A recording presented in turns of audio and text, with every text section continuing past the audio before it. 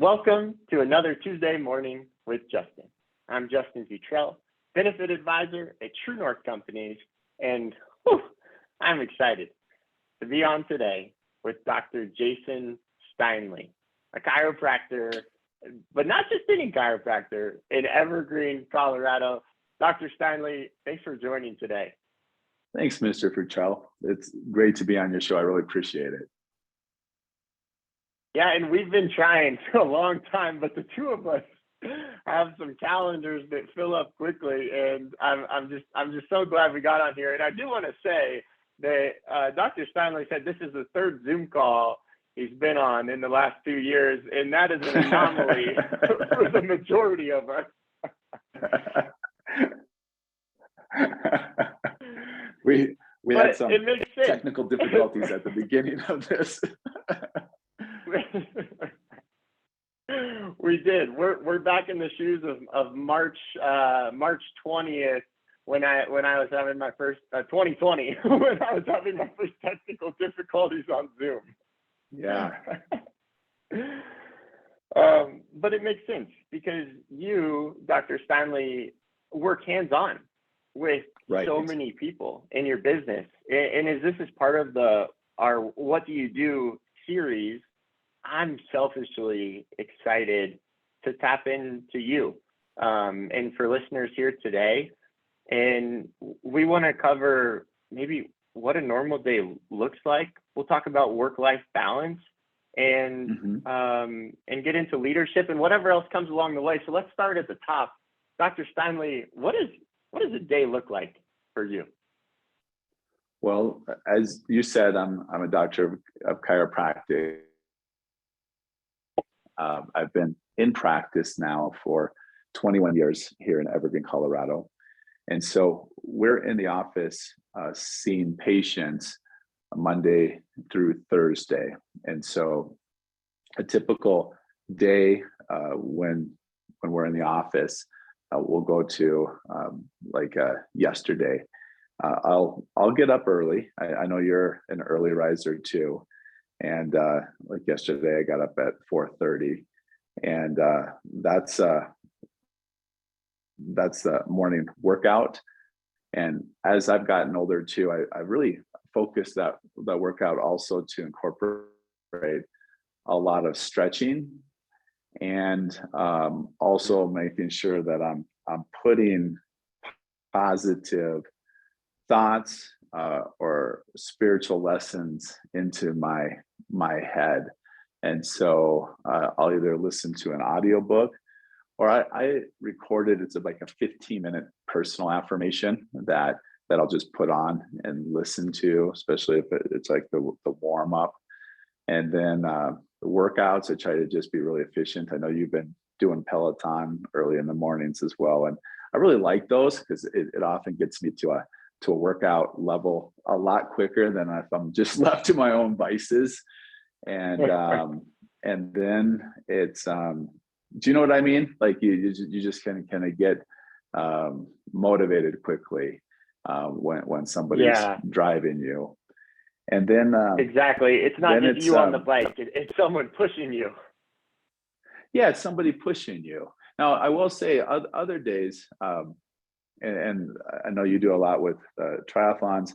Like this morning, I went out with a neighbor early. We were out at dark with our headlamps on and riding out the meadow.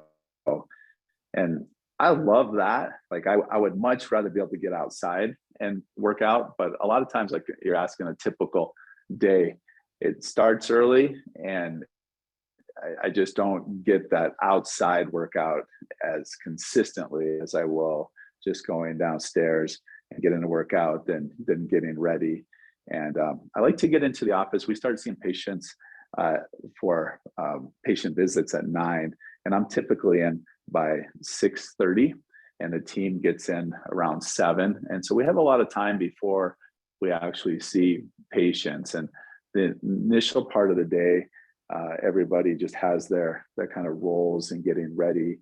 And then we have a team meeting where we'll focus on the schedule for the day. We'll go through every patient talk about where they are in their treatment plan, any needs, any exercises, any concerns with their progress. When we go into that team meeting, we'll start with a prayer, we start with an affirmation, and then everybody on the team who you know well, because we've got to work with you, they have different things that they report on. And then we take turns at the end of each meeting sharing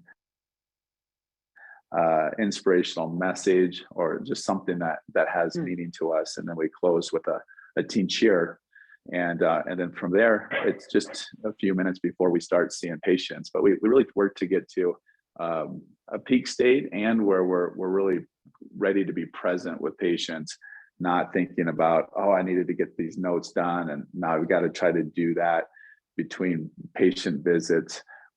We work to create an environment that once we are serving patients, we can just be in the zone, and that's what our focus is. Yeah, and I want to interject a couple of things here, Dr. Steinle. The first thing that stands out to me is I see a similarity between what you put yourself in early in the morning with that workout, whether it's a personal affirmation that you're listening to, or whether it's the motivation from the Peloton instructor. You're getting your own cup filled first, if you will. Right. You're getting your energy brought up so that then when your team comes in at 7 a.m., you can be that person for them. Yeah, you're absolutely right. And it's so important. And I love that concept, Mr. Futrell, just of filling your cup. And I know you've got mentors in your life and people that you can turn to help do that. And I think whatever your career, that's just essential, especially when we're focused on service to others, and have families that we're pouring into and friends, is that you've got to make sure that you've got something that you can ground yourself in to fill your cup on a daily basis. Yeah, absolutely. So 2 more follow-ups here. The first, let's stay right there in a similar spot of taking care of yourself. Dr. Steinle, I'm really good at following a training plan. As you know, you helped get my body in shape as I prepared, grueling workouts for 4 months with the Ironman 70.3 last year. But Dr. Steinle, I'm not very good at consistently working out if I don't have a tangible goal. So what advice might you have for me and other listeners who feel the same way?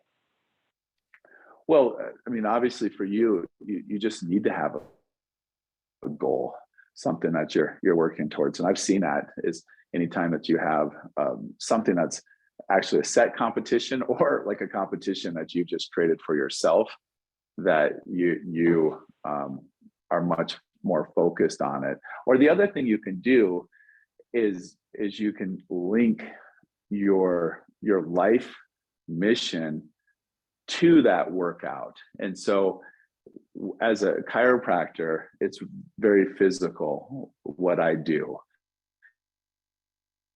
And so often my motivation in the morning, because I'm not training for an Ironman,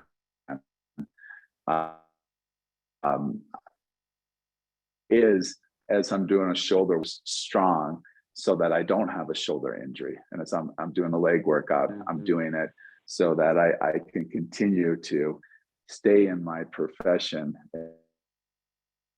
and have a long career. Like one of my affirmations is that I'm happily practicing until I'm 75 years or as long as I want to.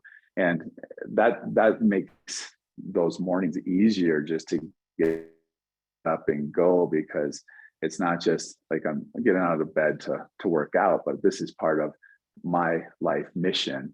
And I find that really motivating. The other thing is, as I've had children too, and you start realizing that who I am is what being an adult means to them. It's what being a man means to them. And so it's easier to keep myself in check to make sure that I'm walking my talk, because they're watching it and they start exemplifying it. Like it's so rewarding when on the days that where I'm not going in really early, if I'm working out and my 5-year-old comes down and she starts doing downward dog or lunges, or she gets on the exercise ball just because she's seen me do it or my wife do it, and that it feels like, okay, these little lessons are taking hold. Not something we ever talked about, but they just see us exemplify it. That's got to make you smile. It does.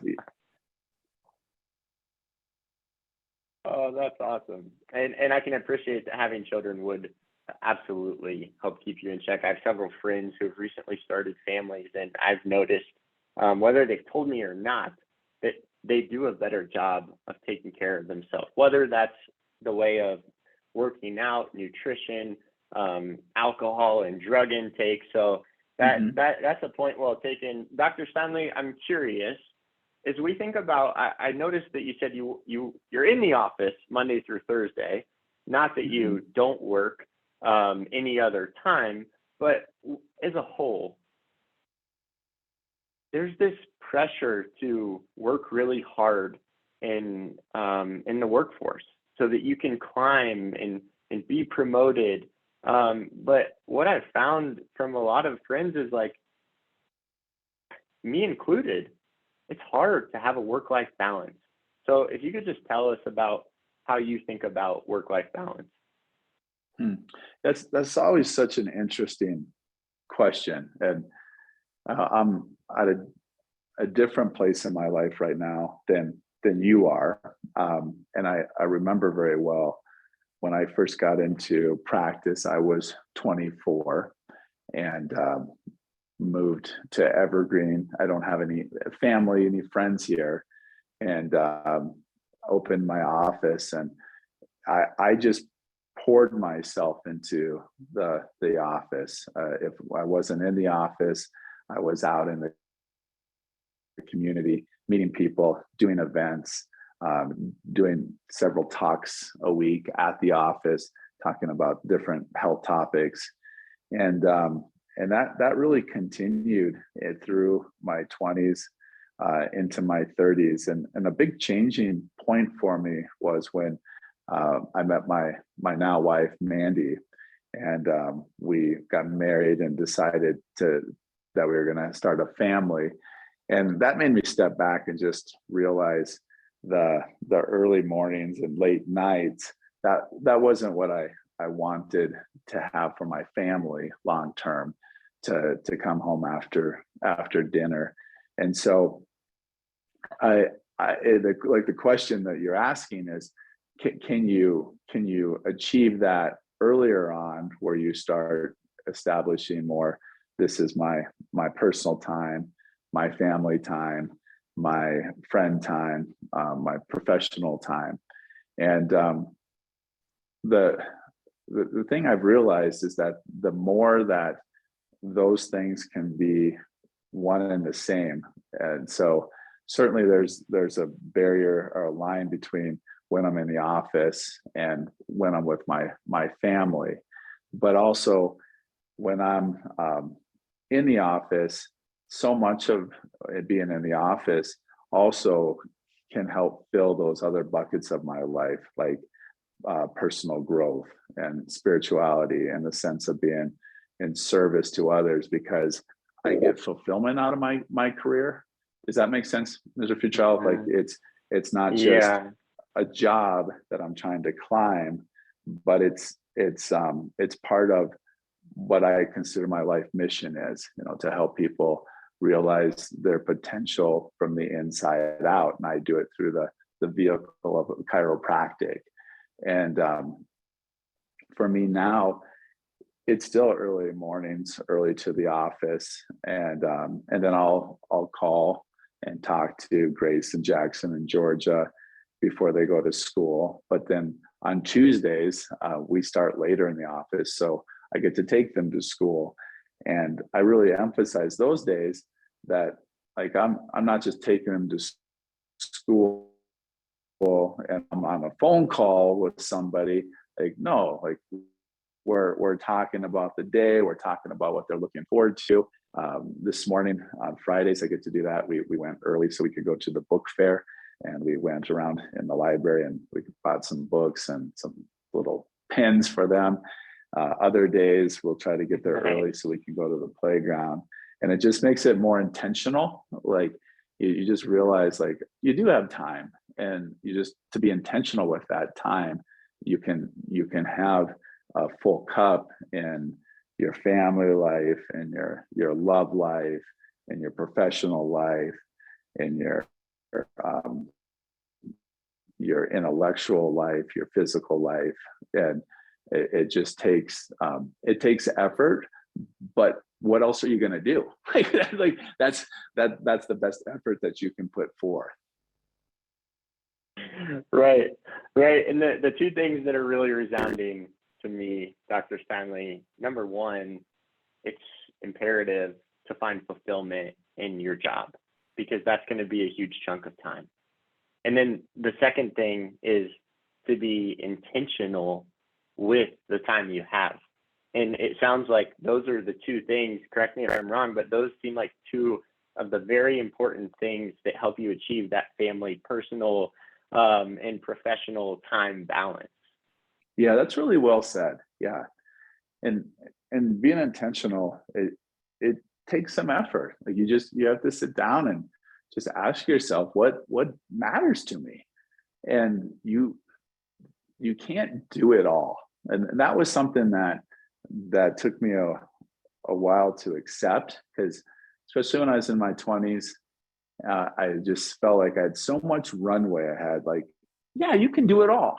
And then I started to just realize, like, well, I could do it all, but doesn't mean I'm doing it all really well.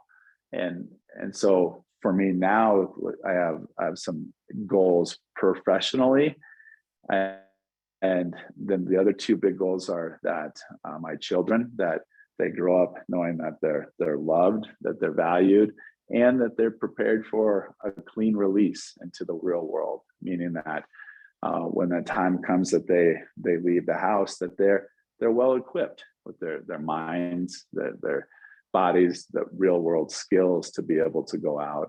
And then the third is just that Mandy and I, my wife, that we have a legendary love that like our children and our grandchildren will talk about.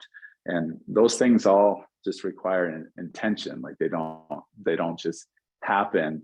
You can get lucky once in a while, but to be consistent, it requires just spending some time. And one of the practices I love, and you and I have talked about, is just at night, just even if you're laying in bed, just a quick reflection on the day, and running it by the filters of the three things that are the most important to you, and just ask, how did I do today?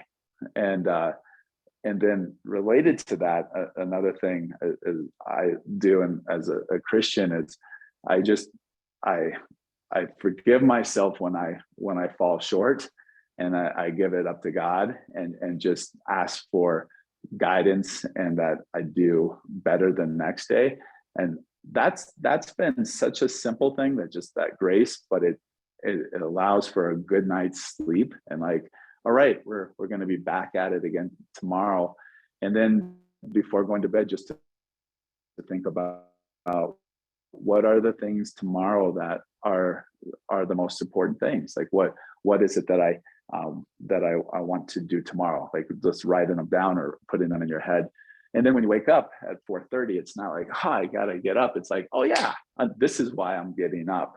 And you jump right into it, rather than, it's so easy to get drawn into something, an email that came in the middle of the night, or getting on social media, and all of a sudden you're just down some rabbit hole, and your thoughts are not where they need to be, and you've wasted 25 minutes, and then you're feeling bad that you didn't get your workout in. And you understand, like that feeling, Mr. Futrell.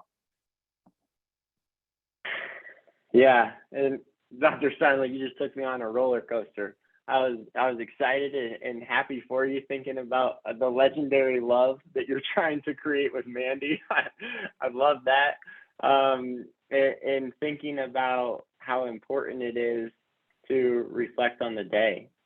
Just taking 2 minutes, right? Even if you're just laying in bed, to think about, hey, what am I proud of today?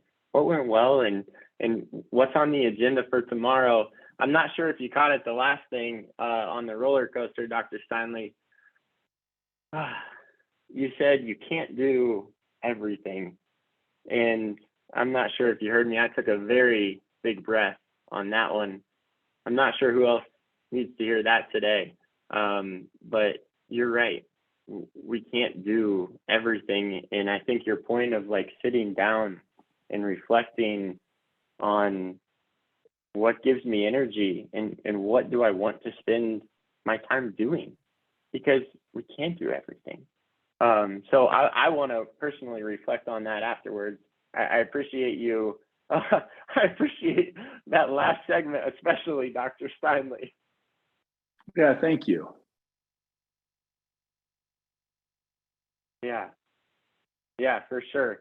So as we wrap up here, before I put you on the spot with a question here that I'm excited that you have no idea what's coming, what is there anything else that you might want to add to the conversation at this point? Well, I guess one thing I'll share, and I don't know if you and I haven't talked about this, but when I was in my 20s, I did a radio show and a television show for a number of years, and it sounds like along the lines of what you're doing with your podcast.